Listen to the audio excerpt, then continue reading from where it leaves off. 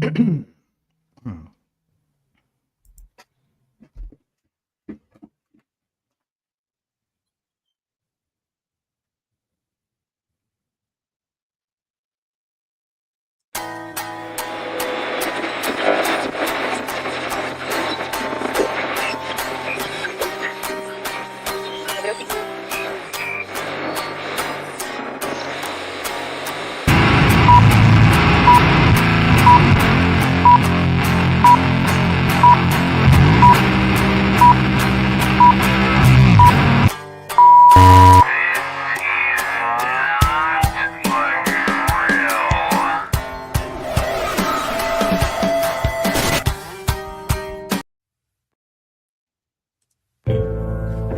first tap of a conductor's wand. The first rivet in a mile-high tower. The master link at the genesis of the never-ending chain. The moment a single empty canvas meets a singular master stroke. There is no one thing. Because now, there are many. Because soon, there will be more. Because one is ever the beginning. Like the first link in an infinite chain, or the first rivet in the tallest skyscraper. The master stroke is found in the masterpiece. What will you begin?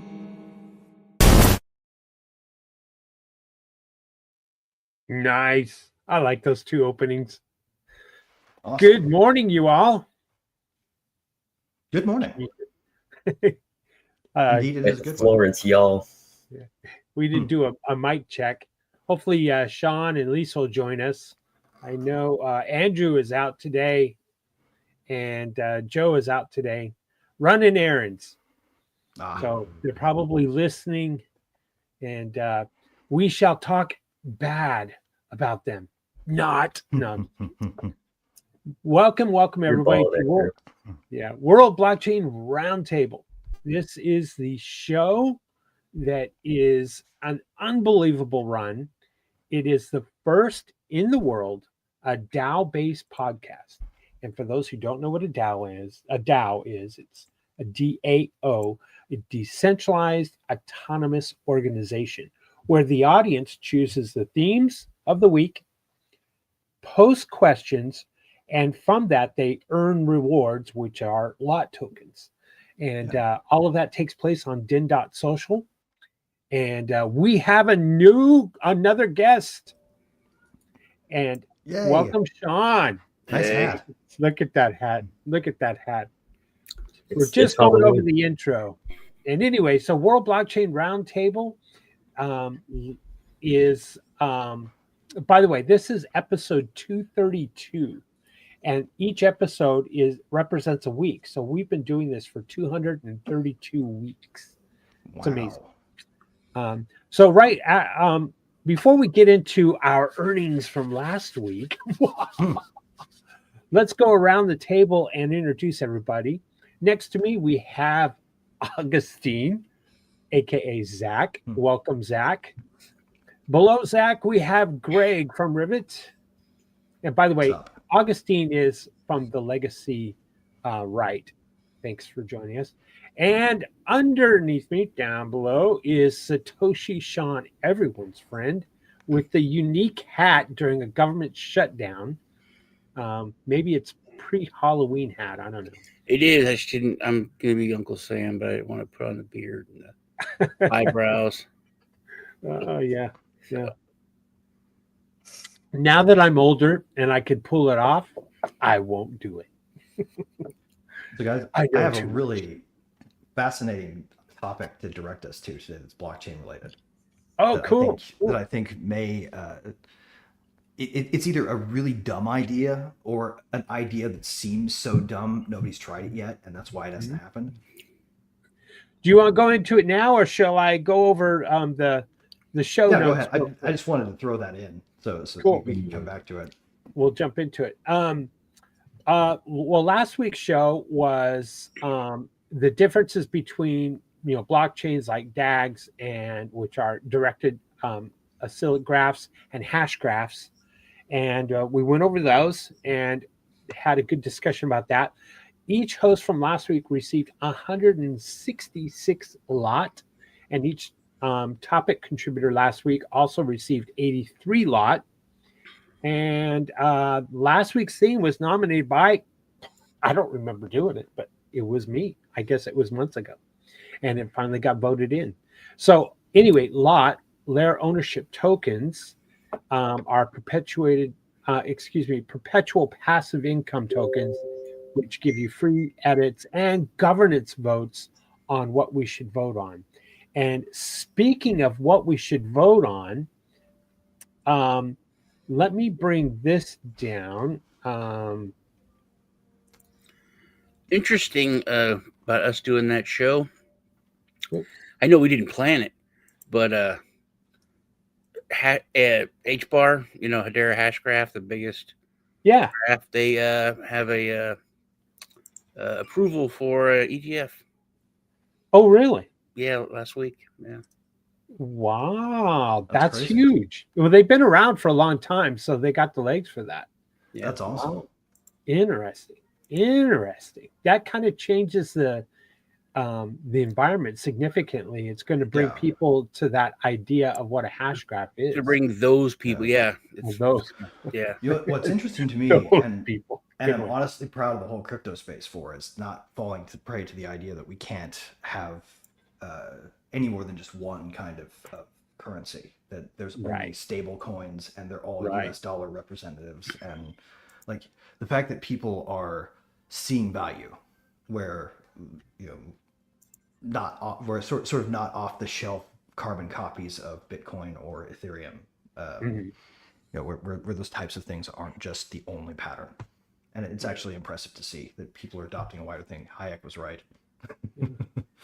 So, Sean, I think it was because of our show it passed. Isn't that correct? It probably was, yeah. All right. So one more topic. We got a governance vote that is happening as we speak. And it is for the month of November for themes for the show. Right now, leading the pack, we have a blockchain DAO becomes a cabinet position at the White House. That has received 2 votes.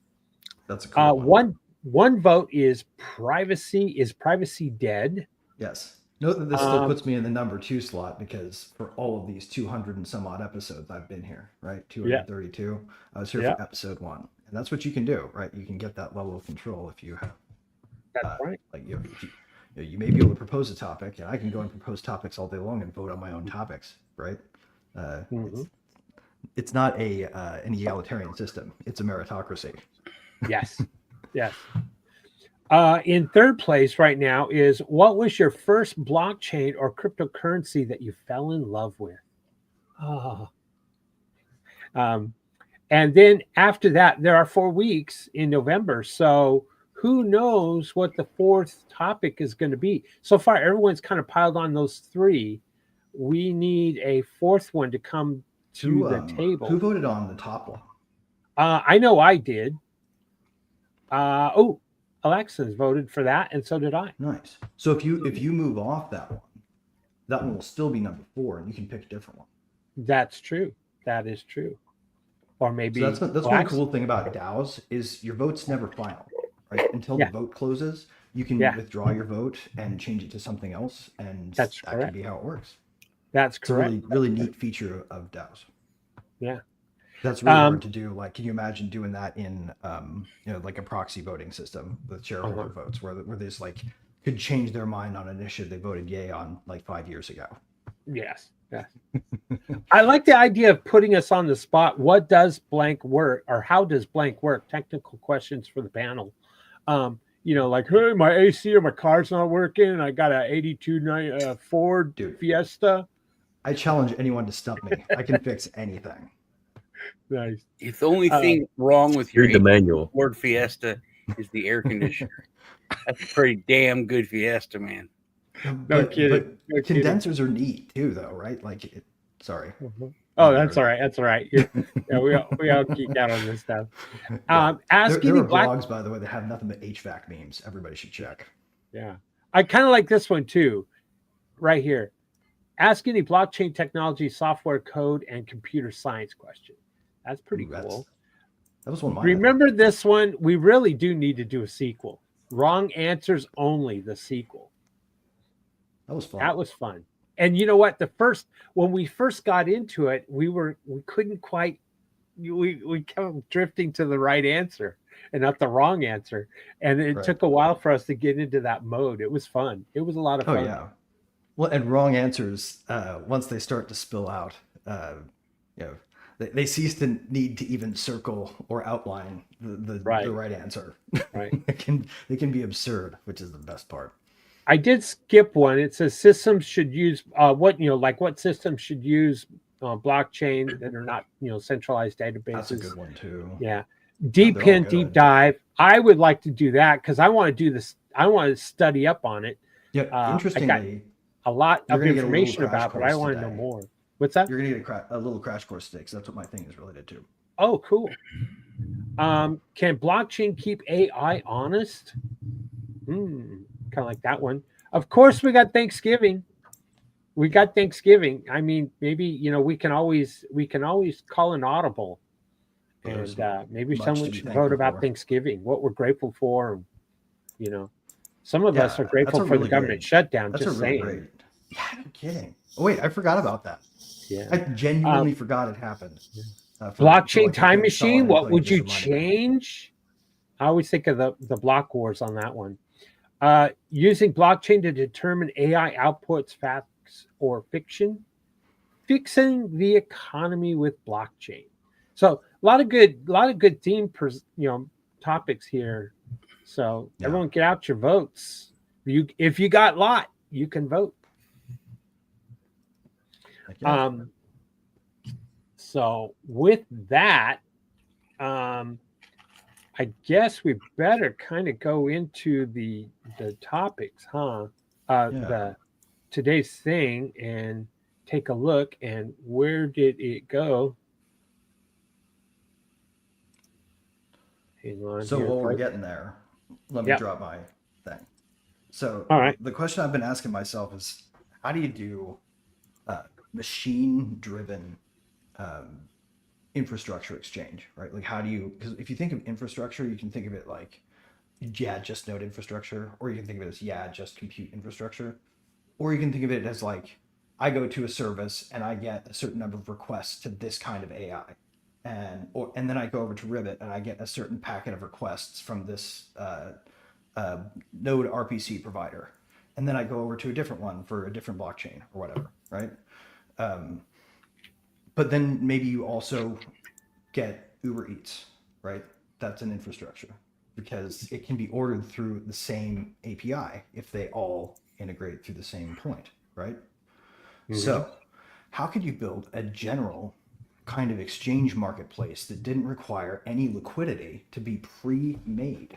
Because what's being done in your marketplace is the creation of value, and so liquidity should generate from it, not be provided to it.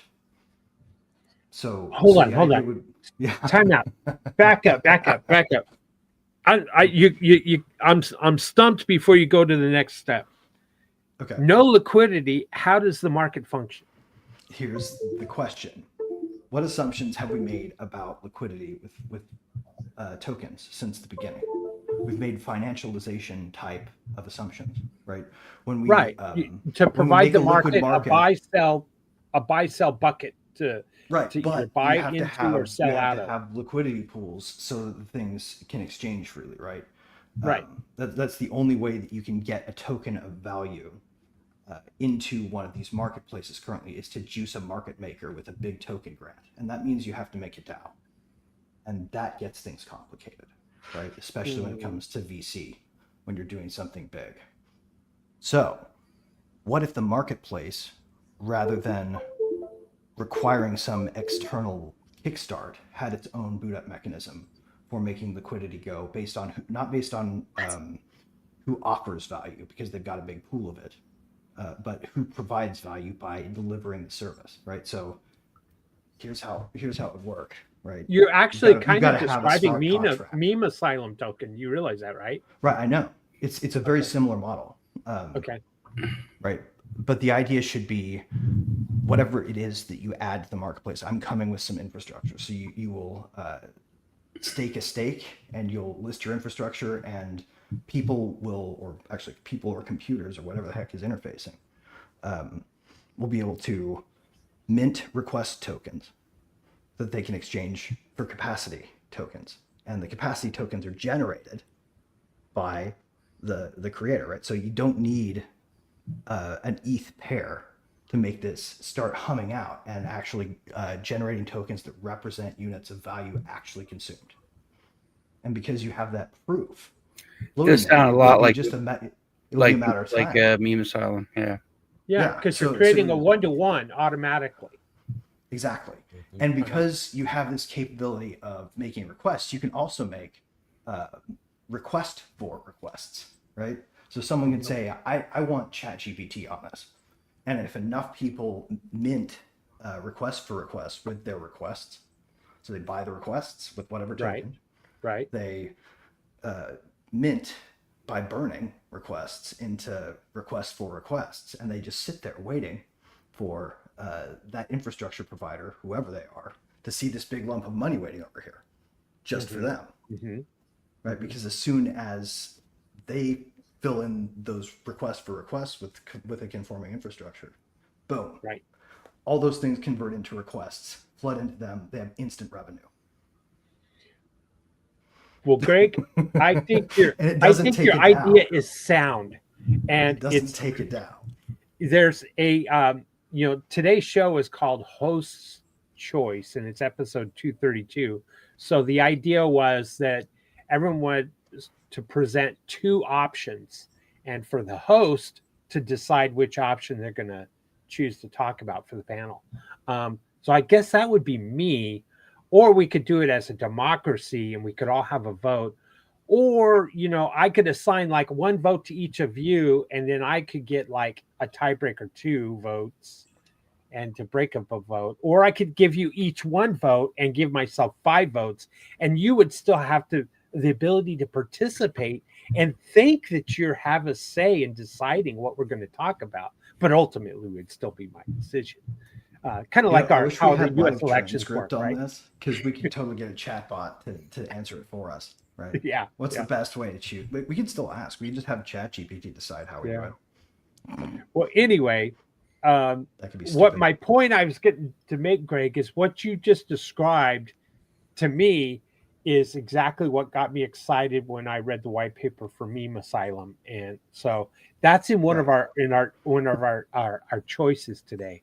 So let me bring it to the screen. There's no circuit breakers, right? There's nothing in there to make it so that the people can't just start providing things and buying things that they want.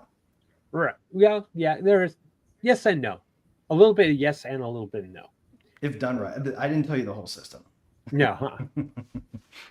All right. Well, let's go into it real quick, because I think once you see and when we dive into this, we'll come off with some ideas on both sides of what you're talking about, because I like where you're going. All right. So episode 232 again. Welcome everybody, and good morning. Let's see. Oh, let me refresh. So you had your last chance to get your 2 options in for host choice. Let's go down.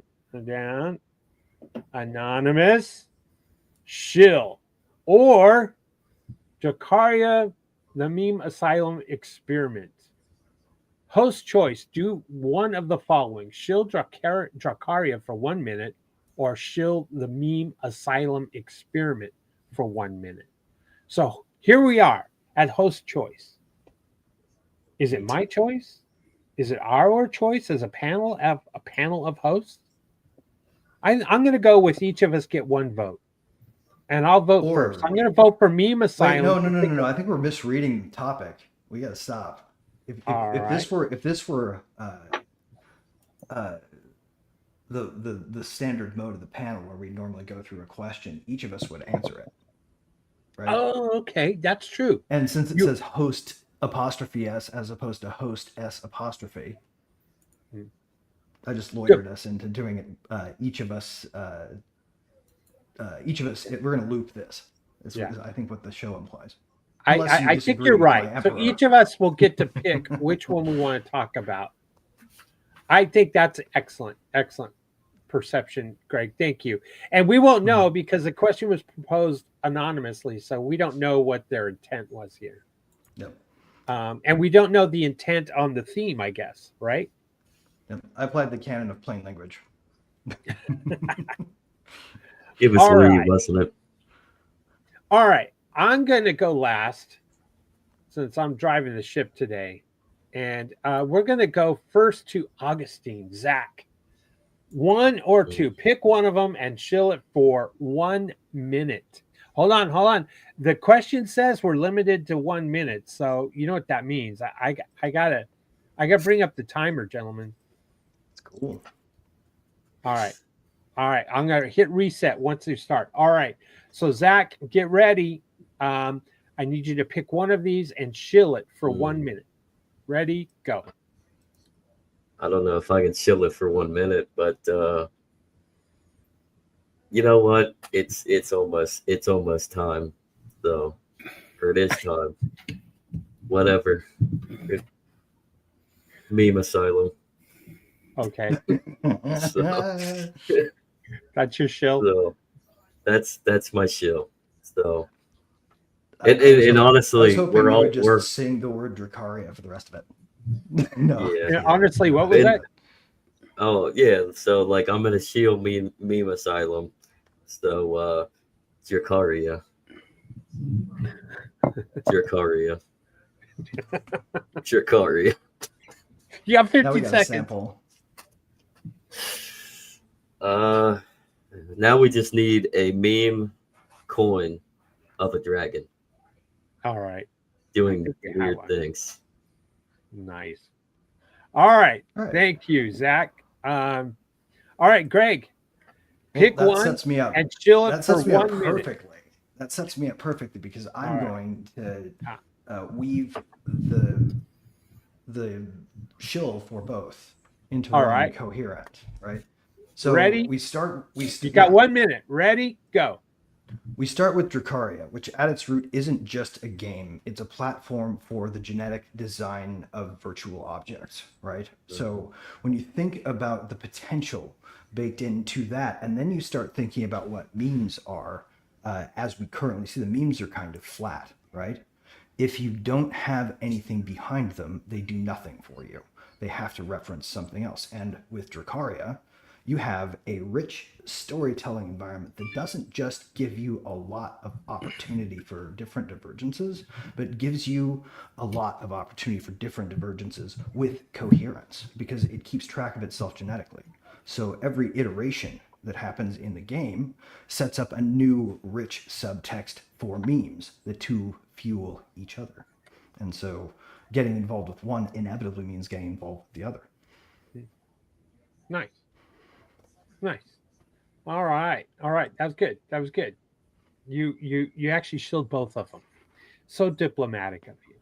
All right, Sean, you're up next. You're going to shill one or the other for 1 minute. Ready? Go. Let's shill meme asylum.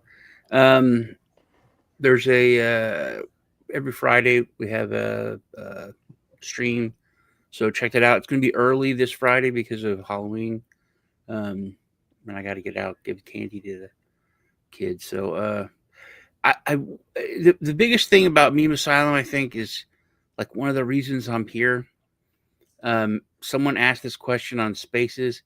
It's like, this is a little confusing. How do you think regular people are going to get it? And I've always said, the main problem with you guys is that you're so smart, but you think everyone else is just as smart. And it really is unlike anything else. It is the unruggable meme platform. And whenever there's something like crazy, I'm like, that's kind of crazy. you get the same answer. Well, that's part of the psychological part of it. It's it's really cool. Nice. Yeah. Nice. Well done, John. Well done. All right. So I guess I'm last. I got 1 minute to pick one of these and show one of them. So, all right, here goes my timer. I'll give it my best shot. Ready? Go. All right. I'm going to show Meme Asylum Experiment, but before I do that, I want to mention one thing about Dracaria.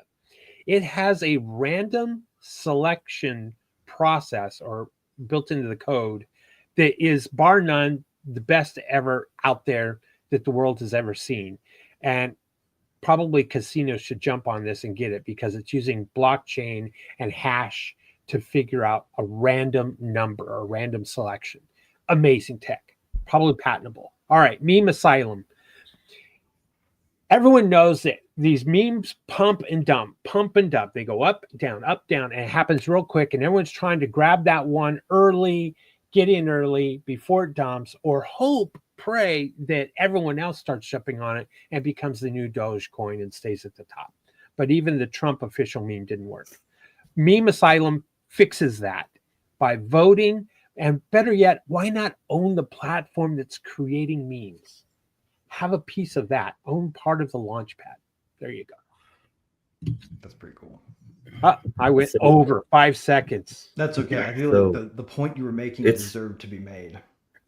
It's a DAO for shitcoins?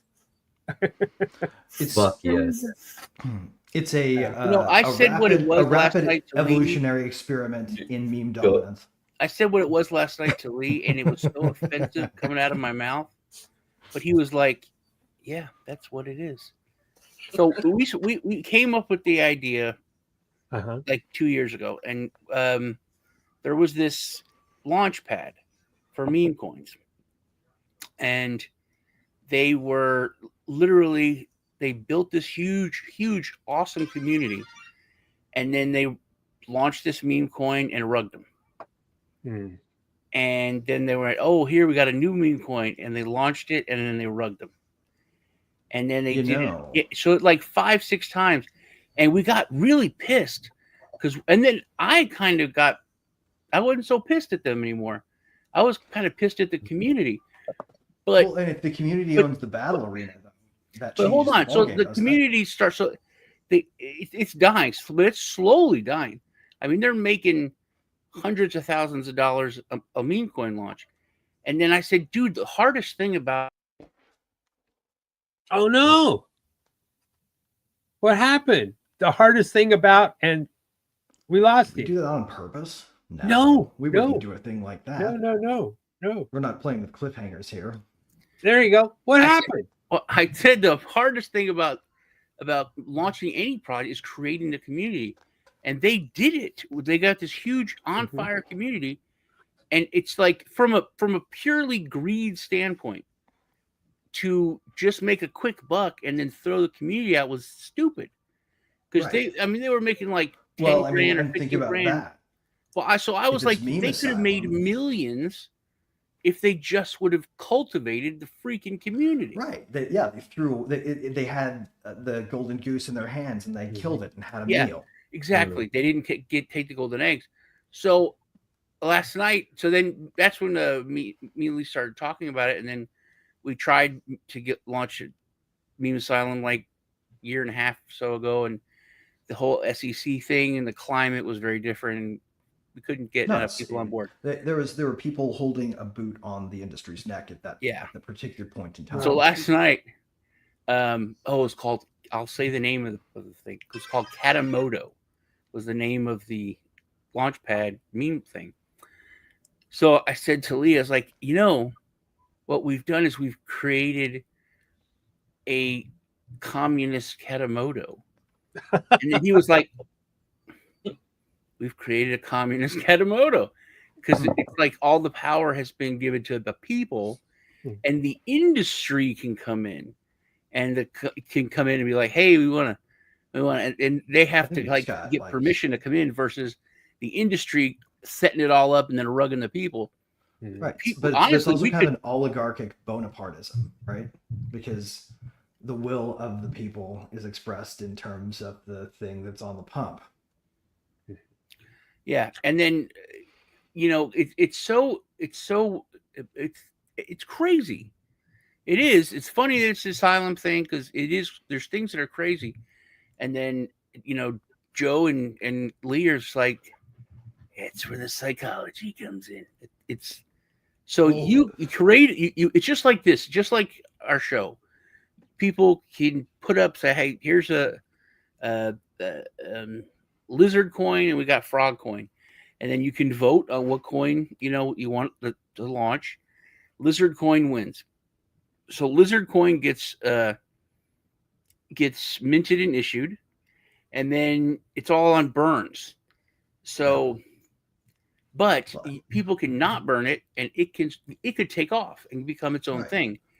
And literally, because you burn lizard coin to get more ETC. Right. But lizard coin could take off towards worth more than ETC. Right. And you could sell your lizard coin to buy ETC. Right, and that would likely levitate ETC too, a bit, but not as much. You can get a differential. The value actually comes out in the differential. That's genius. The other cool thing about it, man, that I just noticed is like when the community also owns a piece of the foundry, right? If you come in there and use the foundry like an asshole, you might get one, but you won't get another, right? Right. The fact that the place where you make them gives the makers the ability to enforce professional ethics without any third-party intervention is brilliant. The ethics is forced via code, essentially. Right. That's why it can't be rugged. It's there's code other is law. there's It's cypherpunk as fuck, basically. Can I take it to the kind of the 20,000, 30,000 foot level and try to keep it simplistic in response to this? We here on World Blockchain Roundtable, we always talk about blockchains and blockchain solutions to real world problems. And in the crypto space, there are people that despise memes and meme coins and think it's a waste of time and it's full of scams and scammers, which has been true. And but it is an exciting place to, I'm going to say, gamble. Some would say invest. It's a marketplace for attention is what it is. Yeah. And it's taking those memes that we often play and show on the show about, political memes or just funny memes and making them into something because they have a message behind them. Kind of like humor's always got a little bit of raw reality to it. Well, Meme Asylum at the 30,000 foot level is a blockchain with people that have been in this space for a long time. And like Joe, the computer scientist that says, we could solve this problem with blockchain of these pump and dumps, even if they're not a scheme where the code has been tightened down, maybe the liquidity pool has been locked so people can't just, rug pull you. It's just a pump and dump quick and you don't get in fast enough and you get at the end holding the bag. And the beautiful thing about Meme Asylum is it is plugging in a real blockchain solution into that problem. And that's what caught my attention, because I wasn't, I kind of played around a little bit with memes way back before Solana kind of took over that market on the east side of it, hated the fees, thought that Polygon would take over in that area because of low fees, but it just didn't as a layer 2 solution on ETH. And but there was still the issue is, am I smart enough to use Radar and all the social media sites and find that early stage pump and dump, of a meme and get in early and get out before everyone else, or will I be holding it back? And I kind of played with it a little bit and said, no, this isn't me. This is not what I want. It's exciting. It's fun, but it's not really me. And then the idea, this concept of Meme Asylum came up, and then the white paper, and there's like bingo, the light went off. I was like, whoa, that's is a blockchain solution to a real world problem of this pump and then the dump. Mm-hmm. And it really solves it with a voting structure, with a multiplier structure, rebirthing or burning your meme token back into the launchpad token, which is called ECT on Meme Asylum. And I thought, yeah. Then there's arbitrage in the middle of all that. We won't go down that road. No. That's when I said. And then think about this. Well, meme coins in general, for me, that was like a light bulb moment with Doge. Remember when Doge started taking off? That was when the maxis really showed their ass. Right. They were like, "Oh, this is a worthless coin." And I was like, "It's not worthless," because all these people say it's not. It was like that's what crypto is. That's what money is. It's like this has value because we all say it does. Right. And the network and the community is what gives it value. It was a big moment for me because it's like whatever your code is, whatever. It's like no, it's just the community and just the network that has made this relevant and have value. Right. It stood. It's an ongoing disproof of the Gresham's law concept. Say that again, Greg. It's an ongoing disproof of the Gresham's law concept. Walk me through that. The Gresham's law concept is the idea that in a any currency or any society, a currency system they will adopt will ultimately have a dominant member. It's the Bitcoin maximalist argument, the argument that ultimately tokenomics right now is a disequilibrium, and that equilibrium will eventually be reached where only one form of currency has ruled. It's a Highlander competition, zero sum, right? That's not what value creation is, right? Value creation, as it turns out, is multiplicative, and each individual human being can make it.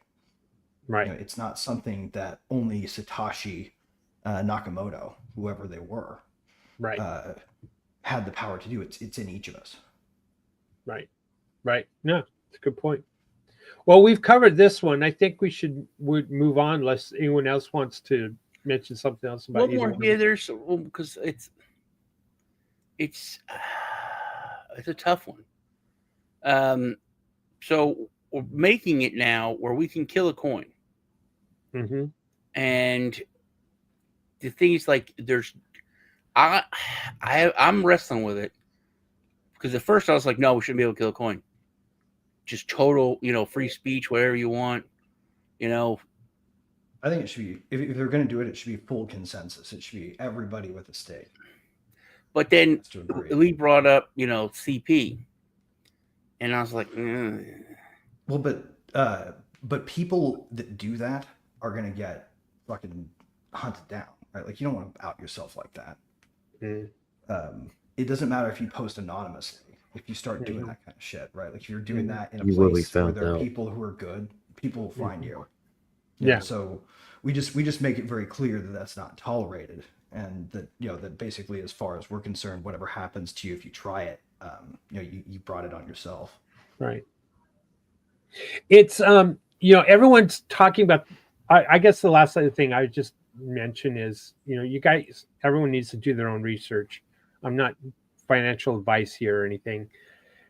And then the last thing I'd mention is that it's an experiment because it's gamifying the creation and the launch of a community and a meme coin. It's gamifying that functionality versus just a community popping up somewhere and popping up a meme coin.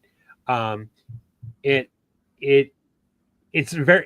makes it different. And yes, Sean, you're absolutely right. And that person mentioned, meme coin buy, meme coin sell, meme coin make money, on that one Spaces.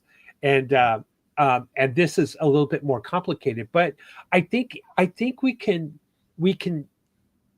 simplify the concept by just, you vote on a meme coin. If your vote wins, then you get those meme tokens. And if the token takes off, it's great. And if you hold it longer, the longer you hold it, you got a multiplier to get out of it and go back to the original, meme launchpad coin or ECT. Here's an idea. What if we do something more like? I think that's simple. What if we did something more like 4chan? where like stuff that doesn't get engaged with just falls off, like just have a fade function, right? To where what happens is if somebody mints some bullshit that nobody gives a crap about, then there's no volume, and if there's no volume for a certain amount of time, the decay takes it off. Right. It's actually the opposite of that, though, which I think is that's another crazy thing, is that the longer you hold it, when other people are getting rid of it and burning it to get ECT, the more it's worth. Yes. So if it falls off, the more it falls off, the more you make. Scarcity. Yeah. So then, like, what is it, like 32x you can get? Yeah. So if you got the diamond hands and hold it longer than just about anybody else. Yeah. you know. But so again, that to me, that is nuts. If you made it off a horrendous meme, you know, which is, I think, like I remember. I mean, I can tell you right now that I had an emotional feeling, and that I wanted to do violence when that squirrel got killed by the cops in New York, and it was, and now, I mean, and imagine that coin when it came out. Then, boom, there's a giant community. I'm putting, like, you know, well, it could go money into it just to that could quickly go into a general anti-animal cruelty and bureaucracy type of But now nobody's policing the policeman on that. Now we're looking at, you know, what was the nut? It was peanut. You know, like it's died out though, and it wouldn't be worth. My point is, it wouldn't be worth that much. At the time, it would have exploded because there was so much emotional investment in the story, right? In the but if that had developed its own microeconomy of activity around it, right? You know, because the community actually was coherent as opposed to. See, that's the whole. You know, it most likely it would have died off, and your coins would be worth crap. Whereas now, if it's, you know, if it would have launched on Meme Asylum, if you still had it, you would, the longer you had it, even if it's fallen off and people have moved on and they don't care about the squirrel anymore, the outrage of what happened and the government overreach and the whole bigger picture. Still, if you had those coins, you would be up to 32x. Right. So lock in that value for longer, essentially. Which also, to me, when I was reading the white paper, I was looking at this and thinking, you know, if you create a meme coin and it takes off and whatever, down the road, it pays, you know, whatever, 16x, 32x, whatever, you know, a community could use that as a fundraising mechanism for a fundraising project. And so I was thinking down the road that Meme Asylum might turn into not just a meme coin. See, now you're talking about what I was talking about, the communism thing. Yeah. So this group would have to come into our community and say, hey man, we want to launch this coin for this, and they would have to buy their token with their so they'd be the ones putting up the risk. Being like, hey, we're gonna make a bunch of money, but we're putting it here. And then our community, you're dumping on yourself, that would help them do it. Whereas the other way around, people come in, they're like, hey, look at this, and then they rug. And with this, they have to come in, and it's the complete flip. Right. Where it's like the power with it's a stake that says we're not going to rug pull. Right. It's fascinating. It really is. Like I said, we talk about blockchain on this show, and we talk about blockchain solving real world problems. And a real world problem is this pump and dump meme thing. And Meme Asylum's it's an experiment. It's a gamification of the process. But I think they figured it out. And it brings reputation to the game is the trick. Yes. That's what like Ross Ulbricht got right about Silk Road, that would have made just a dumb internet forum on like a BBS on an Onion service not as good, right? It was the reputation marketplace that made it possible. Right. And this is like, it harnesses the power that you can have from like viral idea generation that generates funding, right? But it doesn't it doesn't give you the same downside. It's blunted the double-edged sword a bit, right? Or one edge of it anyway, and hopefully not at the expense of the other side. But the other interesting thing about this too is what it sets up, because this is a training ground for people to think about tokenomics. So maybe your first project is on meme asylum, and your next project, because you know a little bit about vibe coding, you've started asking AI, well, what else could I do with smart contracts? Right. We've opened up a whole new way of thinking about solving problems with computers to a whole new generation of developers if we do this right. And then gosh, I'm just anxious. I'm really anxious to talk about the arbitrage opportunities in this project, but that's for another day. All right, let's move on. We've talked this one out for a long time. Thanks, everybody. Yeah. All right. Decision, hosts. And I hope Zach is listening and can jump in here. Here's the lonely man with his backpack. He's got 2 roads to choose from.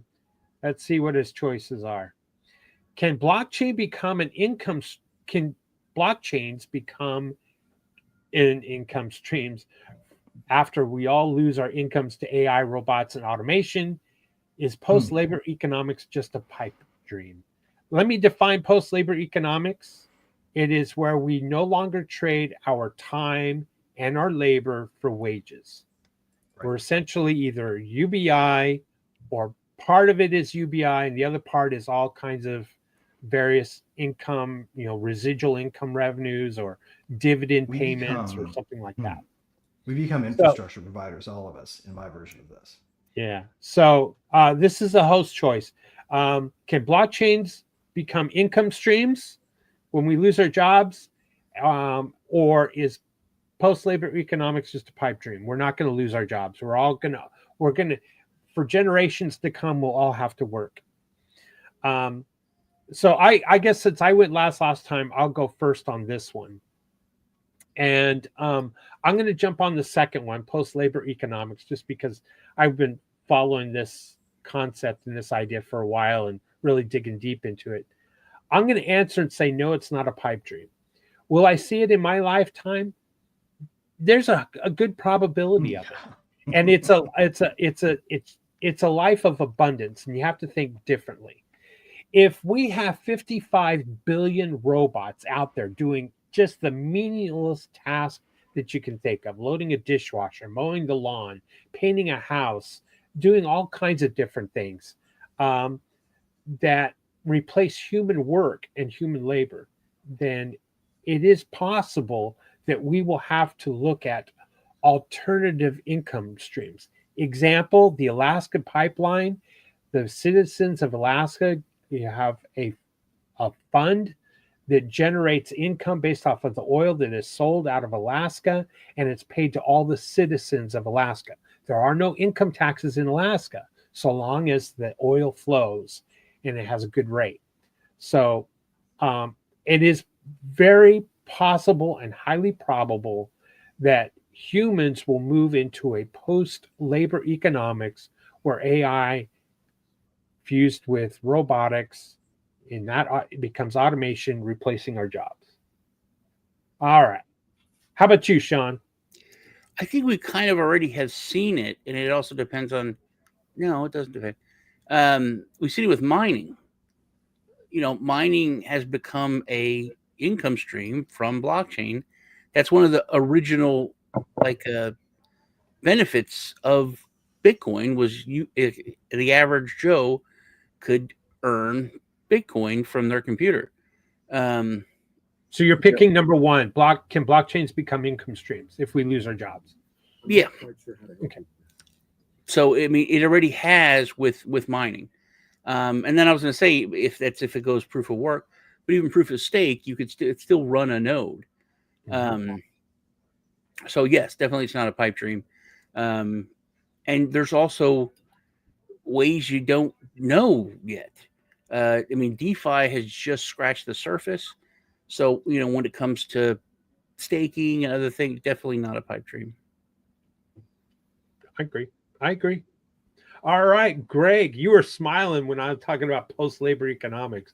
Yeah, you're going to got to push back. I'm feeling it, buddy. I'm feeling it. Okay, so first I want to call it post-toil economics, but post what? Post-toil economics. Okay. Because because what I think is going to happen is that the nature of work is going to change, and everybody is going to be a capitalist, right? Essentially, you're going to own your Tesla, your phone, like your iPhone is mostly sitting idle. This is a fucking supercomputer in your pocket. It's sitting idle. Why not? Instead of have a job where you have to use your time, install an app on this thing, and it hooks you into an infrastructure network that provides background GPU for AI training. We don't need to build data centers. We just need to make better use of the compute that we have on hand, and we can do that with online infrastructure marketplaces using blockchain.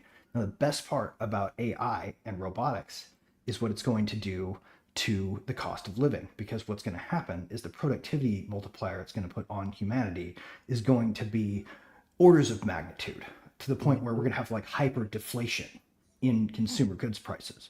Exactly. So you don't even need to make very much to live a comfortable life in this world. We may not even need, because of this, the ability to sort of ad hoc, decentralized, sell the resources we're not using when we're carrying them around as owners of them. It's not so much you will own nothing and be happy. It's you'll own everything that matters collectively as individuals, and the marketplace will be so frictionless that you can sell anything that you have spare that you're not using at the time. And every investment you make, whether it's a better phone, go for that self-driving car, go buy a robot for your home. Right. When you're not using the robot, guess what it's doing? Making money for you. Exactly. Right? Exactly. That's I'm going to add to that before we jump to Zach.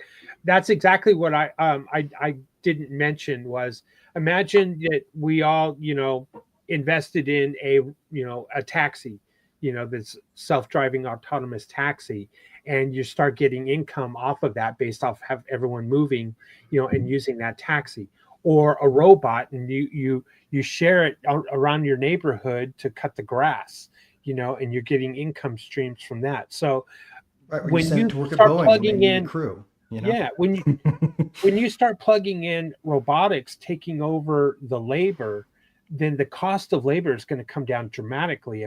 If the building of a house is 40-50% labor cost, and it's now robots that are doing it, and the cost is only the maintenance of the robot. And shoot, there are robots, so it happens twice as fast. Yeah, there are robots now that you can buy on loan for less than $300 a month, and that thing could be generating you $300 a day. It's getting to that point, and that's where I'm going with.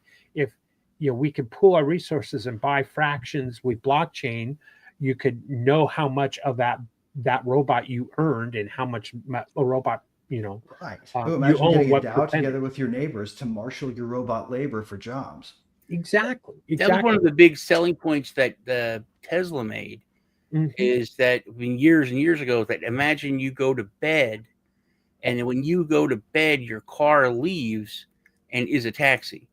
Yes. And then comes home at like 4 a.m, starts to charge. So when you get up and you go out there at 7 a.m, it's made you, the monthly payment for it all just in one night in being a cab. And picked up breakfast as well, Right.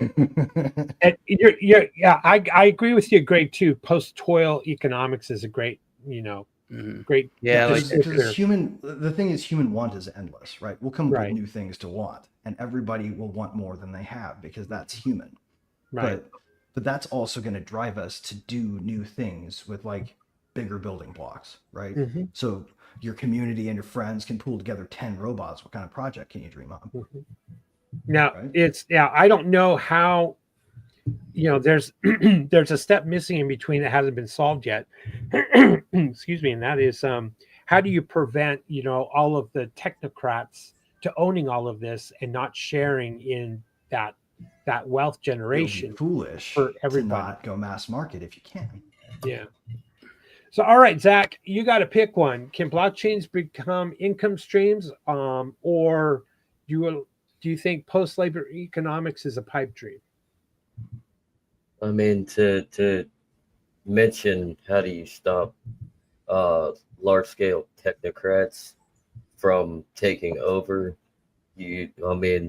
Communities have to stand charged and stop them from stop their cities or their local townships or their counties from selling off public lands to these companies to build these large scale data centers. Like I didn't read it, but I just saw like a headline on my local news. I guess the one of the counties in the area, I think it's Butler County, is set to I forget the company. I'll have to look it up again, but they just sold off some land for a large data center acquisition to be built in the middle of nothing in Butler County, Ohio. Mm-hmm. And that's going to be a lot of strain on resources per the electrical grid. Now, there might be a perhaps maybe the water aquifers as well may take strain, but for the most part, they can sustain with very little water. But it's going to put more impulse on the electrical output that we use in our society. So for those communities there, they're going to lose out and be paying more. And so back to the choice, that's where I'm choosing both of them, honestly, because post-labor economics or post-toil economics, as Greg would like to refer to it as, it's not a pipe dream, because that's generally what you can utilize with blockchain to battle this out, because you can put everything in the palm of your hand and you can start utilizing what we already have, and individuals can start making moves to actually equate for a happier, more financially friendly, and more economic independent on their own right, in any way, shape, or form that you do. It's like just like you said, William, like we can invest through the blockchain. We can have an easier access to tap into certain industries or certain investments or what have you, to have a percentage of ownership within that, and then we become the owner. So then we can basically be the ones that say, hey, hold on, there's no reason for that data center to be taking up what could be used as a conservation effort, or perhaps an area that could be built for homes for people. I mean, we live in a time of day where the housing market is just so constricted that everything is inflated, that everything has gone up. So why not use that as a resource to bring costs down by bringing supply to a customer base, or perhaps maybe for more farmland, for more, so we can actually sustain for ourselves and our communities and grow the things that we need to do, instead of relying on China or Venezuela or or asking permission from the feds, for that matter, or that too. Because really, like, we need housing supply, and we need streets, and we need sewers, because there are people who can't afford housing, and then we could build more and make money out of it. There's no reason that you shouldn't have your robots out there right now. And the only thing stopping people from doing that that kind of work, is the fact that it's people doing it, right? It's literally all the controls meant to be, kind to the workers, because they're humans. That we can now dispense with, and we can make we can make it a lot less of an economic burden to expand. Exactly. And blockchain was supposed to eliminate third parties, right? That was one of the reasons it was created in the beginning. That's how it was thought of. So that we didn't need to, man. People just we didn't build housing. It'll be a neighborhood, goes up overnight, and no one will be able to figure out who did it. Right. I mean, you don't need the bank in between a transaction. You need the government between a transaction, and owning a piece of a robot with a blockchain, or a house that maybe put on Airbnb and these kinds of things. You don't need all of that. It can all be done on a blockchain and eliminate any kind of third party that says, well, we want our cut. We need our cut. The government, well, there's fees associated that we need our cut. Right. No, you can do it without any of that. Right. Does anybody pay income tax anywhere in this world? Probably not. What's the point of income tax? You won't be an employee. Yeah. All right, Meme Asylum. Thanks for jumping in. Hello, Looms. I hope you listen to our shill of your project. No, people will still pay income tax, but they'll have to do it like an entrepreneur instead. Is the key. Yeah. It says who gave Will his coffee? See what effing happens. See. I have my coffee. I had 2 cups. 3, 4. I've had 4 cups already. I'm glad that Meme Asylum is spicy in and of itself. Yeah. All right, let's move on to the next one. I think this is our last one. A choice with Converse tennis shoes. Nice. No, Converse is not a sponsor. It's a Converse. It's a Converse diverging choice, I guess. Good one. I wonder if they ever came out with a shoe and called it Sation. Sation? Yeah. Why? Be the conversation. Oh man. Yes.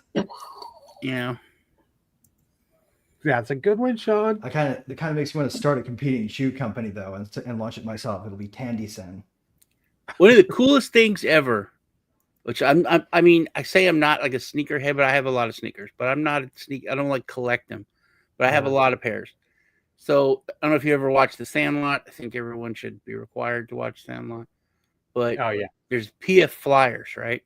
And they had this anniversary issue. And I bought a pair of purple PF Flyers Sandlot edition, anniversary edition. Nice. And they're cool, right? But I was wearing them. And I went to I was at the hospital for a doctor's appointment. And me and my son it's like one of the biggest hospitals in the country. So we're going to go eat in the cafeteria.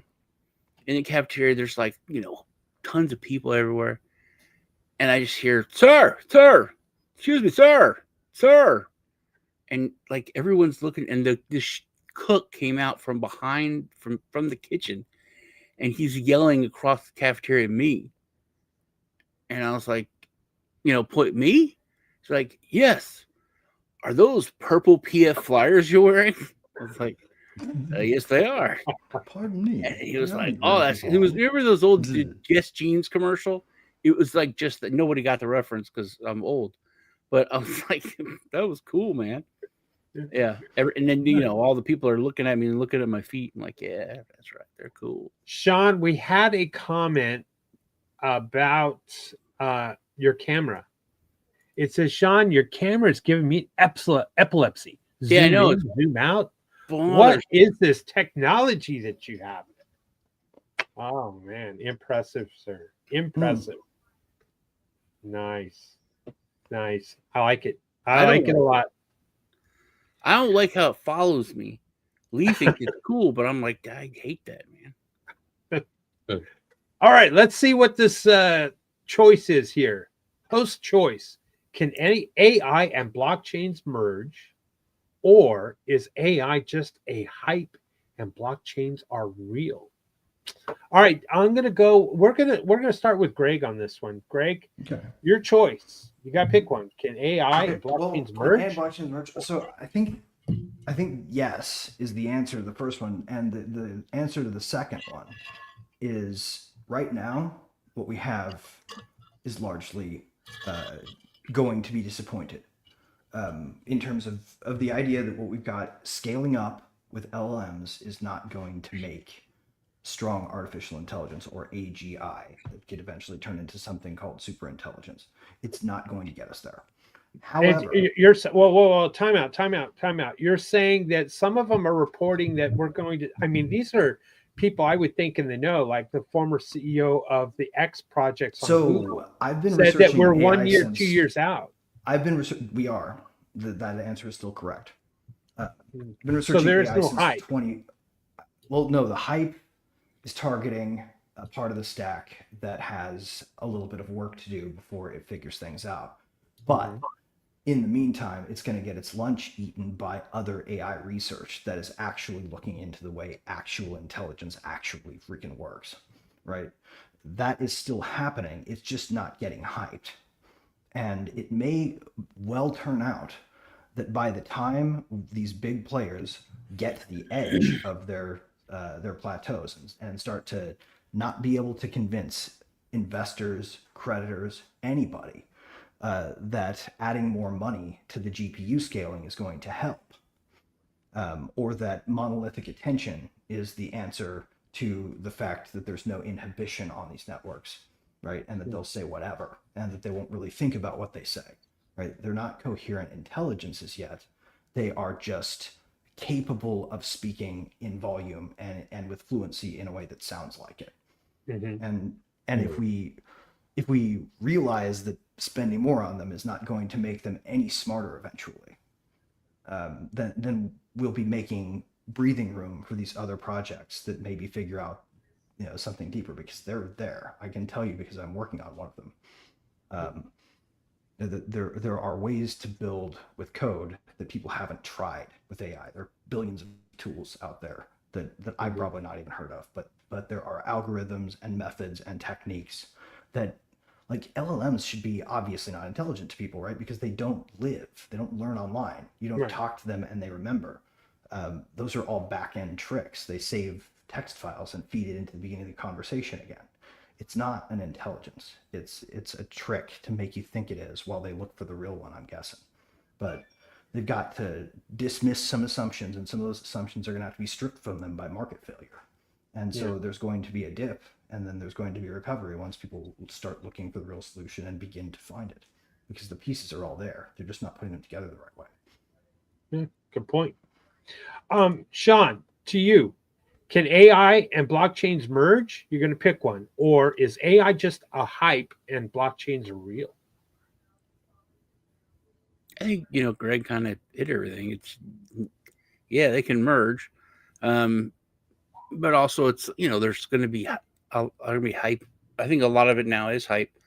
But that doesn't mean they can't merge. A person can use like Greg said, that it's all there, just nobody's putting it together. And you can hype it and say, hey, we put it all together, and then that's hype. That doesn't mean it's all hype, but they can both be true. Right, unless you're running a mind in its own instance, and it can reach out like the server is its limbs, right, and make calls, then you're not doing an AI. You're doing something that's pretending to be one. Also, technically, you don't really know if it works, because when the super intelligence, it doesn't think in the same way. It's like you can't understand what it's thinking. Only other AIs can. That's not really true, though. When you get into it, because the only way we know how to make an intelligence is to mirror the structure of the mind. What's the structure called it's not? What's it called? Are you thinking the engram? Huh? Are you thinking of engrams? Yeah, that's it. Engrams. Yeah. So the engram is a data structure that emerges from sort of the shadow of a specific physical data structure. So, like, you could think of the engram as the electric wave, or the electromagnetic wave created when your neurons fire in sequence repeatedly. But we can't decode the engram. Well, the engram is to not be decoded. The engram is to be fostered. It's a kernel, and if you create the space for it, it can emerge. But only other AIs can interpret it to tell us, right? Well, no, you can't code that part of the mind, but you can build the structures around it so that part of the mind can develop in a system with organs that can express and organs that can receive in ways we can communicate. If you ever talk to a baby, then you watch it sort of learn how to form sounds, right? It gets building blocks upon building blocks. It eventually gets to the point where the baby starts uttering words. You just work with it until it starts to understand. And if you build the right structure in code, you don't need to build a simulation one-to-one of neurons developing like the human brain does biologically. You just need to be able to approximate their function. And if you do that in the right way, then you can build a brain in silica, a mind on a silicon substrate instead of carbon. Hmm. But it'll still be fundamentally shaped like our minds, and the engram will come out the same way if we do it right. Okay, I'll go next, and then we'll finish with Zach. Host choice: can AI and blockchains merge, or is AI just hype? Blockchains are real. I'm going to take the first one. I hope that they can merge, and here's why. The LLMs have taken data from everywhere. They have taken, they've scrubbed the internet, they've scrubbed videos, they've scrubbed YouTube, they've scrubbed copyrighted material, they've scrubbed choice. Maybe they've made their foundation based off of Reddit. Well, does Reddit really represent humanity and its thoughts and its way? And Grok is of course scraping its own platform X. Does that really represent humanity and these kinds of things? So we have questions about the data that they're presenting and the information or answers that they're presenting when we ask it questions. And this is where blockchain is necessary, because it's an immutable ledger. You can't alter it. You can't change it. And this is where polymarkets plug into, and the wisdom of the crowd. So if you take a polymarket and the wisdom of the crowd, because the wisdom of the crowd can usually discern what is fact versus fiction better than an AI at this point. Why? Because we don't know how the AI was trained to come to some kind of conclusion. Does it have a political slant or not? Has it been censored and prevented the audience of receiving the accurate picture? Where a polymarket is just that. And so when you throw a polymarket on a blockchain and you throw on history on a blockchain, and the blockchain could house everything that had to do with, say, World War II or Vietnam or something like that, and there is no political bias. And then you plug in the polymarket on top of that, and then the AI is able to learn from those outcomes. I think that is a wonderful tool for humanity to find out and figure out what is fact and what is fiction. So this is the power of blockchain. And when blockchain can be plugged in that manner, and in that way and that method, it's phenomenal. And that's actually why I like Den.Social, even though it's struggling at this point in time. It has that opportunity because every post is a micro polymarket, and it can discern fact from fiction, real news versus fake news, based off of the wisdom of the crowd. And so I think those two need to merge to bring a little bit more honesty to the AI, presentation that AI is spewing out to the public. So there's my 2 cents. All right. Sean. I mean, not Sean. I'm sorry. Zach Attack. Can AI and blockchains merge? Or is AI just hype and blockchains are real? I mean, to double team or triple team this AI for what it is now is truly hype, because it's not AI, but the technology's there.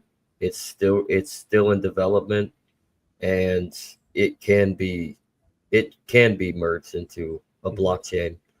It really can. So, and the aspect of blockchain and AI being used together, I like that. I mean, it's the whisper of the crowd, because to give people back some sort of transparency, some sort of autonomy within their own right. I mean, that's how we can utilize AI with the blockchain, the transparency of the blockchain with the ease of AI and what it can do for humanity's benefit. Yeah. So, and I'm just going to keep it short. Sweet. Short and that's sweet. A good point, though. The robotics, aspect of it too, we have to note, is not subject to the same limitation. The ways that they've been teaching that have been more true to the brain, because you have to have it learn online, right? Like they had to stick to the constraint that it needs to function on sense input data in time series and operate in a way that the brain operates, because it has to react to that reliably in a way that's safe, right? Because it has to interact with people. So they've had to build it under that constraint. Whereas LLMs, right, they haven't, it doesn't just sit there. It doesn't have, like, it doesn't go, hey, I remember you, unless they've programmed in some hack. You have to prompt it. It won't, and it certainly has to respond. If you ask it to say nothing, it still says, okay, I'll say nothing, blank, right? Like, it doesn't actually have the ability to say no. And if it doesn't have the ability to say no, how can we call it mine? Yeah. Yeah, exactly. Yeah.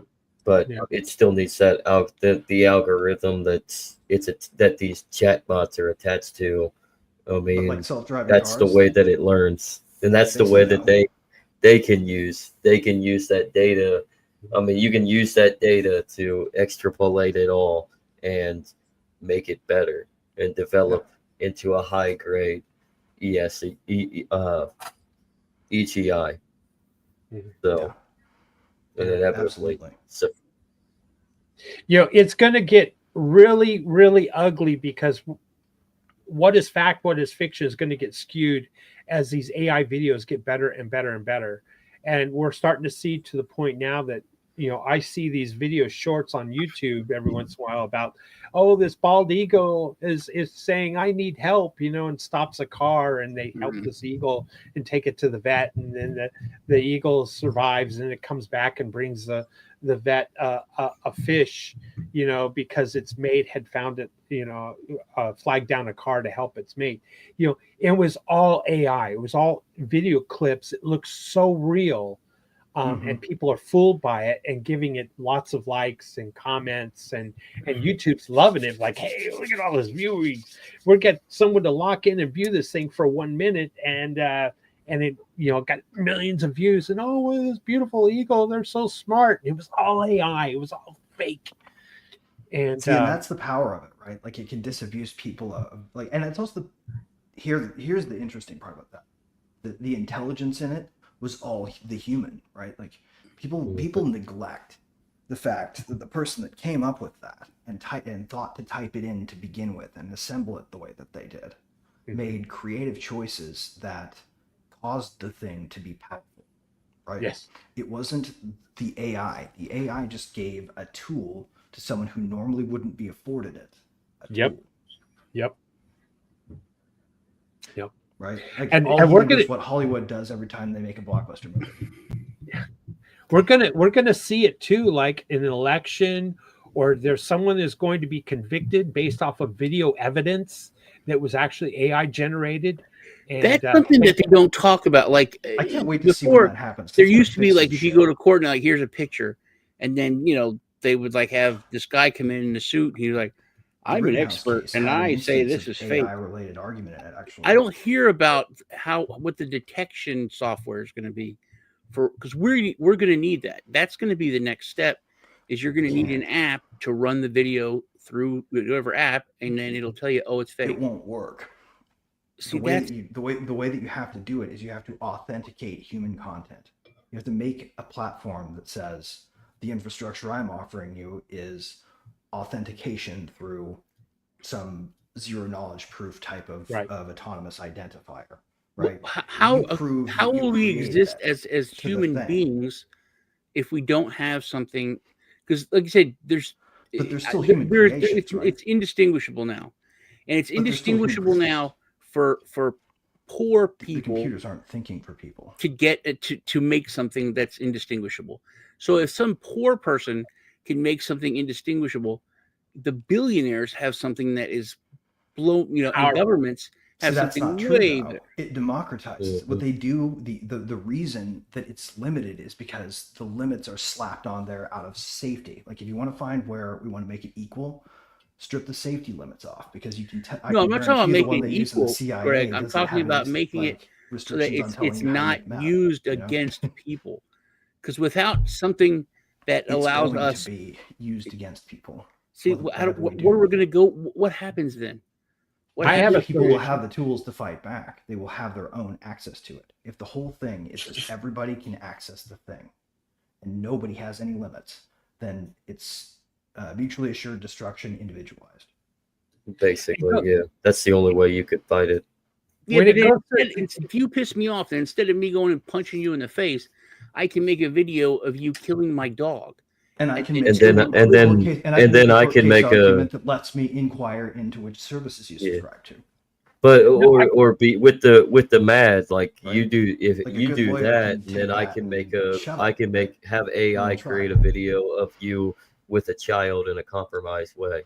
Right. What we don't need is that's when you get to the point where I got you first. You're not making a video. You're not doing anything. You're sitting in a cell. Right, Sean, I made a video of you killing my dog.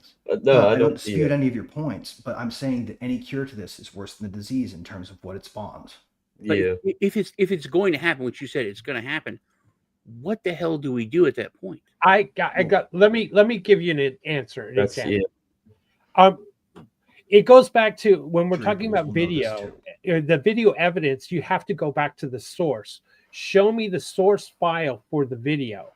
And if the source file is presented in court that it was probably AI generated, then that's where it could be discerned. But in the public space, on the social media, Discovery can open up which services you subscribe to and stuff. Right, and Discovery. But in the social media space, there is no court. So really what it has to do with discernment. And we're going to use AI versus AI. And we're going to ask the AI, is this video real or is it fake? And then that's going to get manipulated and altered. So it goes back to the human.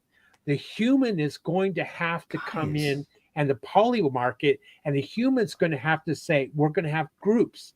And we're going to vote. We're going to be the jury of the peers. And learn how to do it without AI anyway, by just getting Photoshop for Dummies and a copy of the Photoshop license. Well, it's jury of the peers. I think less effort, right? I think juries are going to get fooled too, but it's going to have to be humans coming in. And this is where, like I said, we are a World Blockchain Roundtable. We talk about blockchain here, and we want to plug in blockchain into solutions. And Sean, I think there is a blockchain solution to this AI problem that we know is coming. And I believe that we as humans can have human discernment and determine what is real and not real, and use the wisdom of the crowd. And if people don't know what the wisdom of the crowd is, just go to Wikipedia or search it up and look at what wisdom of the crowd is. We as a collective, as a group, can usually come up, and it's like voting. We can discern what is fact, what is fiction, much better than I believe a machine can. Now it's going to get tougher. It's going to get harder. Dude, if we're talking about super intelligence, that you have to look at the other side of that. That means that you're super stupid. What characterizes super intelligence? That I'm super stupid, because you can't just say that's super intelligent. If my point is if the artificial intelligence surpasses us, which everyone says it's gonna, when it hits a certain point, the exponential learning is gonna. We're all going to be morons. Then the wisdom of the crowd is the wisdom of 3-year-olds. The smartest one of us. Good point, Sean. That's a good point.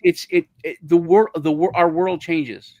It changes in a way that it's hard to think about, but because we become the ants. We become the ants. Yeah. That's great. Go answer that question. Do we become the ants? Are humans going to be able to discern it? Well, that's why as we're developing AI to where it has the potential to be, we have to treat it, speaking of discernment, we have to treat it as our child. We have to treat it like the child that it's going to be as it's growing and expanding and learning from data that you're giving it. And you're going to have to treat it, or you're going to have to teach it how to acknowledge between right and wrong, and you're going to have to teach it what it means to consent, and you're going to have to give it care and support. And if we can do that, which in this day and age right now with large scale companies that are in bed getting large just foil bags of money, they don't care. But if we can get it back and flip it to us and use it to our advantage, apply it with blockchain, we can actually use AI and allow it to grow alongside of us, so then it knows who its friends and its family are. I think the competing models, large language models, those competing with maybe human morals and what are human morals? What are our first principles? We're all not going to agree on them, but I hope those are being built. But I'm going to push back with you, Zach. It's not happening, and these large, Elon Musk and Sam Altman and those and Zuckerberg and these people are not going to work on our best behalf, and they're not going to work on humanity's best behalf, unfortunately. And I think, but you know what we can control? We can control blockchain. Yeah. Greg, what do you think? Do you think we're doomed here in this No, a fight against the oligarchs of AI? I don't think we're doomed. I really don't. Let's see which ones. Oh wait, that was a different experiment. Just give me a sec. No problem. Sean, are we doomed with these oligarchs of AI? Yeah. Oh, if you want to do that, and it's to what Zach said, it's a lot of ifs, man. If we can get control, we aren't doing crap. You know what I mean? We're making videos of deceptive eagles, because they are letting us. That's yeah. And even if Musk and whoever, if they all turn it over to here, you're in charge. Well, I don't know how to code it and what am I, But that's, and see, then you're it's so many crazy questions, because you can raise a kid a certain way and you can teach them everything and they can just go off. Yeah. It's they could throw it all out the window. That kid's going to be manipulated by society, just like AI is going to be manipulated by the data it's fed. Sure. That is there's a chance for that, but at the same time, it all comes down to who's raising that kid too. So you come from a good household. Show that again. They're not going to allow society. If I can get it right. It's too small. Still running. If I can get it closer. Well, you got code there. Yeah, check this out. No, that's running actually. What I have right now on screen, it says beacon. So it writes to a little hash graph every time it ticks. So every time the brain moves forward one tick in this little digital brain that I've sort of extracted the principles of neuroscience from. I stopped running the code, but here's the basic idea. So it's a brain in a Python file, no more than I can't really show it, but yeah, it's hard to read. 914 lines of code, including that little demo that doesn't have any ability to persist. So unplug some of the systems that might make it conscious by accident. I don't want to kill one every time I show people an experiment. But it's based on, so you guys remember the Palm? No, yeah. So the Palm Pilot. And you had to learn your own writing style. The guy who made that was writing style. The guy who originally made that was Jeff Hawkins, and he built Palm after he got snubbed in the neuroscience research field, where he went and studied to find out the sort of the meso theory of the brain, like how is it structured? How do you add up a bunch of neurons to make a brain computer, right? What's it doing? And he put that aside, but after he sold Palm to HP for that OS, he went back to it and started this initiative and brought in neuroscientists who were also wanting to know, like, how do we actually work? How does the organ work? Right. And they spent a decade and they figured something out. They finally figured out an answer that they could start demonstrating with experiments in computers. Yeah. And something that a mistake I think they've made in their research so far that actually tipped me off to the fact there was something here to explore is none of them have tried to make the thinking part of the mind. They haven't tried to make something that could understand and sort words. Even though that would come from the same structure, they've been focusing on making robots with limbs that work, right? Which is an important, I think, first step, right, to getting something useful to humanity out of the research project. So I understand why they went that way, but they're also kind of right now just assuming that if they put a brain core in the center of this thing and give it ears, that it will just come to understand its own body. But in reality, I think the two things have to evolve together. Yeah. And so you actually have to figure out how the brain structure works to make words in the same way that it makes reflexes and the way that it makes choices, right?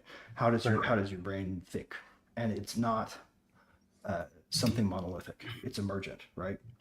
So the mistake they're making is really obvious in the fact that the human brain runs on 20 watts a tick. So a dim light bulb. And we're talking about building nuclear power plants so that we can power the emergence of intelligence from a thing that hasn't emerged from intelligence already, with how many terawatts we've pumped into training it. Well, I think that's where we're on track. I think that's where AI is going to solve its own energy problem. It's going to come up with energy. Right. This is running on my phone. Like, I can turn off the capabilities. networking. That wasn't a server, right? Yeah. It was 900 lines of Python. All right, let's we're an hour and a half into it. We got like 20 minutes before we do our sign off. Let's dig into current events. Government shutdown, Gaza, Ukraine, Venezuela. What else is going on in the world that you guys want to talk about? I mean, I guess Trump did a Truth.Social that called out that the United States has the most nukes. I don't know. It's true. He needs to stay away from the Young internet. people should be reminded of that. I thought it was hilarious that they in Japan they sat him across from Carney at that little table, and he was just talking shit about him, like sitting right there looking at him like 6 feet away from him. Oh God! And how they gave him a crown, and because of the no kings, they gave him the crown jewel, and they gave him an actual crown, which is like some kind of super, like the highest honor that that Korea could give anyone, and to give him, like the red carpet, all the pomp and circumstance. And Carney, they just were like, "Hey man, you're a Canadian guy, right? Oh, nice to have you." It's kind of funny. It is kind of funny. That is funny. He's what else do we want to talk about? Want to talk about the government shutdown? Yeah, that. What? What about the Snap thing? I think exactly. Yes, Snap pop. I think the Snap thing is going to be really big. I think so too. I think it's going to be big because it's. I think it's kind of staged. I think that it's that old adage, "Don't let any crisis go unused," and I think that they're trying to make it a bigger crisis so they can do something, whether it's digital ID, whether it's some kind of control. But they're trying to blow it up. It's a false flag. It's a creation of a false flag, kind of like the J6 thing. Yeah, I think it is where they're trying to make it. They're trying to downsize government by starting it off a bit. I mean, the truth of the matter is that with this shutdown or whatever you want to call it, they're not borrowing any money, so you're forced to divert funds directly, and obviously you want to divert most of your funds to your war machine apparatus, your subcontractors, Department of Defense or war, whatever you want to call it, And so when it comes to programs like SNAP, how do you fund it when the government's effectively partially shut down for certain appropriations? Well, you have to move around money, and they're not going to get rid of their gravy train of their subcontractors or for the Department of They'll Defense. jettison those guys. So, they'll jettison those guys before they jettison the ability to fight wars directly, right? And the ability to police directly. But so like the smart maneuver stuff in favor of keeping the peace with food eventually. Yeah, I mean the smart maneuver would be to appropriate all the direct funds of taxation to actually do what the government is supposed to do, and that's to protect people who are taking it should do their best to reject it from now on, because it's clearly bred in circuses. It's an insult to everyone. It's the reason those people own you so much. I mean it is, but at the same time, you have to take their side because they're the ones defending your bread cart in the puppet theater, right? Where the other side pretends they want to take it away, but nothing ever gets done because it's a shutdown. Nothing happens in a shutdown other than things stop for a little while. Yeah, that's a meme. That's a meme coin right there. Win snap. Because it's like, is it going to snap the piece on the streets and at Walmart or at your grocery store or whatever? Is it? There were rumors that Walmart's going to close all its locations. I can tell you they're not. They're just because of they're not. They're planning. Riot. I can tell you from a good source, they're just planning for, a raids. That's all I can say. They're not going to close their stores, from what I learned 2 days ago. Also, it's getting a lot more people. Because this is something that most taxpayers don't want to think about. It's I want people to have food here. I don't care where that goes. Because your money goes to so many terrible things. Right. It's okay if you're getting fleeced on this a little bit. You know what I mean?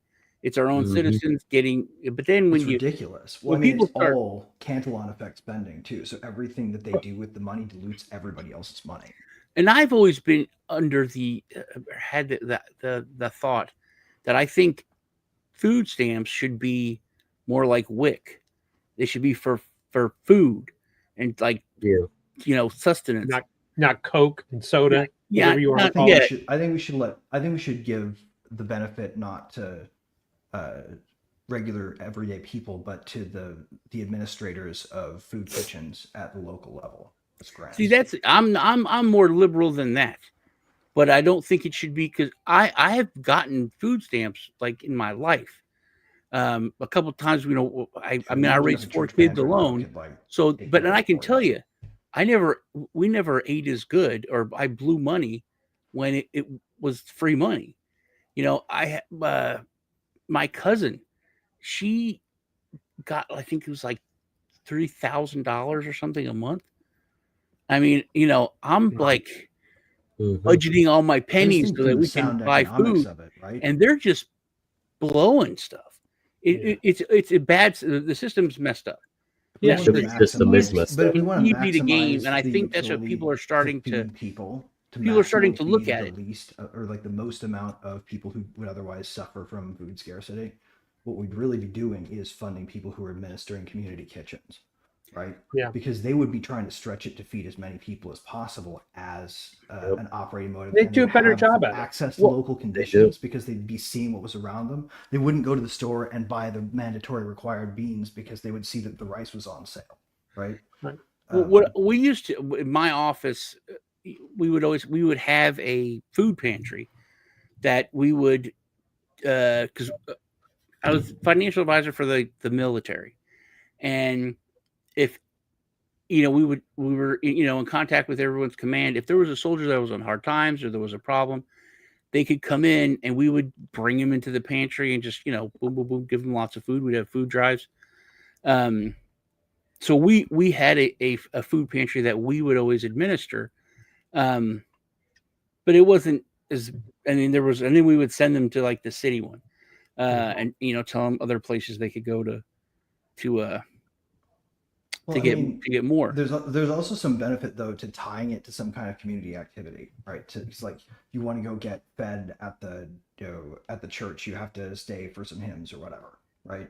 And that is kind of like a filter against people who are just doing it because they want to suck off the tea and they can't otherwise take care of themselves. The people who don't need to go need a little friction to be motivated to leave it to people who need it. Because people who need it won't hesitate to sing a few hymns in exchange for food. See, now you're touching on something that is going to be not popular here. I do think that it has been made so easy and so easily gamed that I think there should be an incentive to get off it. I think that's why I think because people say, "Oh, that's not fair. Why should their kid not get this candy or whatever that other kids get?" It's like, well, his parents don't make enough money. Right. How about the people who just take fewer hours so they can stay under the limit? Honestly, I think it needs to be for sustenance. There needs to be much. It needs an overhaul. Maybe just bulk items that can be cooked, like rice and beans. Well, I mean, that's why if you gave it to community type organizations and left it out of the government hands, the local could solve the problem themselves based on which organizations were most well established, or if they needed to set up a DAO or something to do it themselves. But the solution, sorry, Greg and John, the solution is so massive. I should say the required solution is so massive because the grocery store chains are lobbying state and federal governments to make sure that the EBT cards can be used at their locations. The same with the gas station association or whatever fast food association, whatever. Amazon. And so the whole lobby, the whole switch to system is something nimble. That's one of the real reasons why your food prices are going Amazon. Up. Okay, so I watched a video yesterday, and this guy showed stuff on Amazon, and it all SNAP eligible SNAP. There was like caviar, these gift baskets that were like $300, and they're SNAP eligible. That's silly. And caviar is SNAP eligible. That well, just at the same time though, if people want to choose to do that with it, then they're gonna pay the price. That's not something anybody could do if they weren't cheating to play along. They wouldn't go feed their family on a spoonful of caviar for the week. Right? Well, that's the thing. It's so broken that they can. And it's to take it to the next level. How many of y'all have heard about selling them? People sell the cards all the time. Much that they sell half, and they still have enough to feed their family, and that's just a regular thing. Well, there was this fish place in my town that'd been there for 10 years, and there was never people there. I didn't know anyone that ever bought fish there. They didn't have much fish. I went there to see there's no fish in it. And all they did was buy for 50%. They bought people's EBT. They bought people's SNAP. People come in. This is why they would sell $500 for $250, and they got busted. But it's a common thing.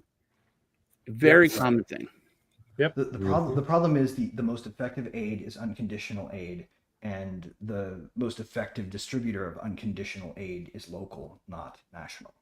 And you're always going to either have waste or people who should be on the program getting turned away. Right. I'm going to just make one more quick comment with the whole SNAP and the EBT and food banks, etc. Ultimately, the government shutdown. There are a lot of people out there that are hurting. People who, depend upon that government paycheck. And they're just trying to feed their family. Now nothing's coming in. There's a lot of pain on the streets. There's a lot of hungry, empty stomach, shall we say, because of the mess that our government has created and the inflation and people getting priced out of housing, priced out of buying our gas or car or whatever. And the system is fucked. And it goes all the way down to the federal, from the Federal Reserve down and through the federal government. And if anything is going to come from the government shutdown, is that we stop blaming generational wealth and say the baby boomers or whatever, and blame the source of the problem, which is evil government and corruption. I think that's a good point. That it's not that things are coming to fruition, because we're all like, things are going to come to fruition. And now everyone's look at the Democrats, look at the Republicans in a financial crisis, and you take a step back and you're like, no, look at the last 50 years, 70 years. That we've been moving towards this. The whole time. Yeah, this really could also be just like the part where it starts to happen slowly before it happens fast, if we're looking at this the right way, right? If they don't open it back up within another month, then shit starts to be noticeable. This is how blockchain fixes this for a long time. Yeah, when people start looking, well, how do we fix this? What's the solution? Right. Yeah. Transparency. Probably make it halfway through the month, and then how do you get transparency in payday voting on blockchain? Yep. And how about like the umbrella promise, eliminating the lobbying money? And then the aspect of subjective theory of value, allow for competing currencies. Yeah. Yes. How fast do you think the currency shouldn't be a creation of government in the buy now, pay later market? What's that, Greg? The buy now, pay later market. That's going to be one of the first to go down when this shit falls apart. Oh yeah. The payday but, loan. I'm guessing those loans are sold off too, Greg. Financialized. No, they financialized every single one of their receivables. That's the 2008 mortgage debacle all over again. Happening in micro. Yeah. But at scale in micro, so still just the same kind of effect. We got 4 minutes before. Imagine regular people having this conversation, not just us. Well, and businesses are availing themselves of similar kinds of. Like when your regular friend started, hey, tell me about that Bitcoin again. I'm hearing it. Imagine this kind of stuff. Yep. That to me that Greg, that's going to be right before things start moving fast. Yeah. When regular people start. Right. Asking but about I do believe kind of the parallel systems are ready to handle it. And though we might have some functionality to finish building out, the basic features of a functioning civilization are in place, to where they can stand maybe weaker and not quite yet robust enough, but with work can be made that way after supporting it. Right? We can hold society together without the need for anyone containing us in a monetary system designed as opposed to a merchant.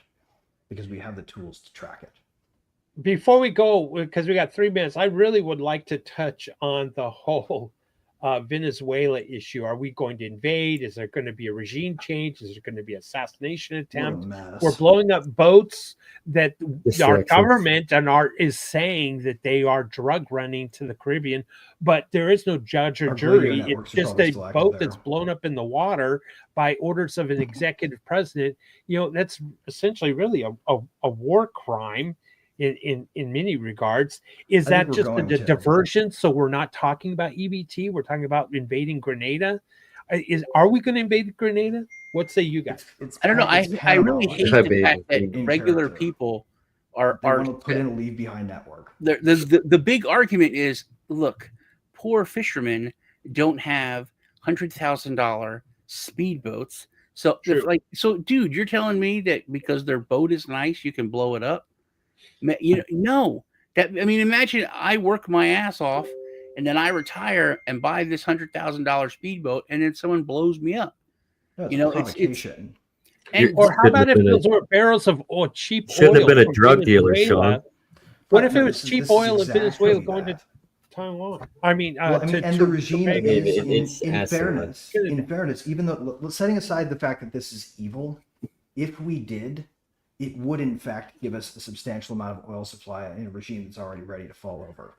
Well, speaking of this is Venezuela. This is a Venezuelan story that I'm going to tell you. There's a guy, and he worked his whole life. Keep it quick. He saved up, I think, close to $1 million for his retirement, right, in the bank. then it all fell. This is like 5 years ago. Like I know a guy that was married to his daughter. It was his father-in-law, and he had like a good job, but he just saved in the bank. Within 2 weeks, his million was down to 100,000. Yeah, and then within a month later, he only had like 10 grand. So, and that's a Venezuelan guy. Now, if he would have bought gold or bought Bitcoin or done something a month before, he would have $1 million. He could afford that speedboat. Those are now the people are poor, but that was one of the richest countries in South America. People had tons of communism destroyed it. We have people from Venezuela on Den.Social, and they give a different viewpoint. It's almost like a family who kind of supports the current regime, and another family who lost their father because of the current regime. And so it's just fascinating to see that change, that different information that's coming from that country. But I don't know. I don't think we have any business in regime change. And there's a reason for it, because of their oil and their other natural resources. And that's not right. That's not what our weird, crazy thing is. A deeper emergency in American energy supply that is not being publicly acknowledged, because it happens so fast. That's the weird thing, is that if we're doing it because we can, then it's because we have to keep things afloat under our current right, Greg. Right. Yeah. And it pays a diversion tactic, a diversion conversation, just like the Charlie Kirk thing. Yeah, this may in fact be how they're paying for the government shutdown to continue. Who knows? Yeah. But like, so to think about Venezuela, I mean, it's just the perfect way is it happened so fast. They had one of this hugest zoo, like, imagine like the zoo in New York or the San Diego Zoo, massive zoo. And they ate the animals. I know. I saw it. They ate the animals like within a year. Yeah. To go from living this way to this, it just a wealthy nation to that tells you what, And now circling back to the EBT thing, and where we're at. I mean, we're pushing not a civil war. I think we're pushing into a revolution, because the people of the haves and the have-nots are going to go to blows eventually. I think it's one or the other. It's going to go to the street, and we're going to say enough with this federal government. It's one of the other. I agree, William. I think we're pushing in the revelations. I think the support structures are crumbling right now. That's what's happening. Yeah. All right. We're at almost at the 2-hour mark. We need to, I'd like everyone to go around the horn here and tell us where they can follow you, what you're working on, and that kind of good stuff. Let's start with Augustine, Zach over here with the Legacy Right. Zach, what's going on in your world, and where can we follow you? Yeah, that's my Catholic name now, so it's official. So. Congrats. But I don't know, just keep being real, everybody, and don't let all this negative pull you into some really, really severe depression. Just for every black pill that you swallow, there's always a white pill that you can swallow back. So something positive is there. We can rebuild. So that's why we have this show. That's why blockchain is the solution. So, but you can catch me and Andrew every Wednesday and Friday for the Legacy Right, with Greg on Wednesdays for Silver Linings, and with Greg again right now with our Law Zero series with Weekly Legacy, every Wednesday and Friday at 11 a.m. Eastern. YouTube and X, and then all over wherever you find the podcasts, wherever you like podcasts for the Friday episode. So tomorrow, that's what we're doing. So about 11:30 a.m. Eastern, you'll see Weekly Legacy with me, Andrew, and Greg on Law Zero again. So happy Halloween, everybody. Thank you. We'll get spooky. So we're going to be talking about that. I think one of the cool things about this week is going to be we're going to delve into some unique aspects of Law Zero with respect to how I designed it. So we're going to drop the text into a GPT, and anybody who wants the book can actually get the plain text. I'm not I'm giving this into the public domain basically as a default. So anybody can use it, anybody can riff on it, anybody can take it, and I can use it to, or show you how to use it to make your GPT have a law zero brain that you can then turn on the world and ask questions of it in the frame of. And that's what we're going to show people how to do tomorrow. Nice. Thanks, Greg. Sean, Satoshi Sean, what's new with you and what can we follow you? We're going to be doing the stream tomorrow for Meme Asylum. Me and Joe are going to be going on different podcasts and shows talking about Meme Asylum. Check us out. Our link tree. I just made that the other day. Check me out on social medias and be excellent to each other. Nice. All right. Well, last thing we also really have to point people to the fact that Bill Gates just undermined the whole climate movement. So just want to throw that in there. Yeah. Dig into that one. Dig into that one. He literally put into a report, like in a glossy quote box, that climate change is not going to destroy humanity. Yeah. And he published it to all of his donors. Thank you, everybody, for that. Get fucked, Bill. Get fucked, Bill. Nothing is real. All right, so let me wrap up. Let me wrap it up here. Before we let John McAfee take us out. What's going on with me is I'm still part of Den.Social, and I'm encouraging people to take another look at that. That is, like I said, every post is a poly market. Poly markets are actually a big deal because they're better than polls, better than surveys. The other thing I encourage you to take a look at is Dracaria, that tech of random generating a number and that kind of thing, and what else it's doing with its dragons. Amazing. Meme Asylum, take a look at that. That is a blockchain solution to a real problem of generating memes with that pump and dump thing. Why not own a piece of a launch pad rather than, hope and pray that you got in early so you can get out and let someone else hold the bags of a worthless meme token. So those things I like because they're blockchain related and blockchain solutions to real world problems. That completes our show today. I want to thank everybody who's been watching and listening, and please share this. Please give us a like wherever you're watching it, wherever you're listening it. Let people know that this is episode 232, and those are weeks, 232 weeks, longest running blockchain based, DAO based podcast in the world. All right. Thank you, everybody. Take us. That's hilarious, Bill. America's not the government, people. The America is you. It is the Grand fucking Canyon, the Rocky Mountains, the deserts of the Southwest, the Pacific fucking Ocean, the Atlantic fucking Ocean. It is the grandest continent. And what the fuck have you people done? You have turned yourself into sheep, every goddamn one of you.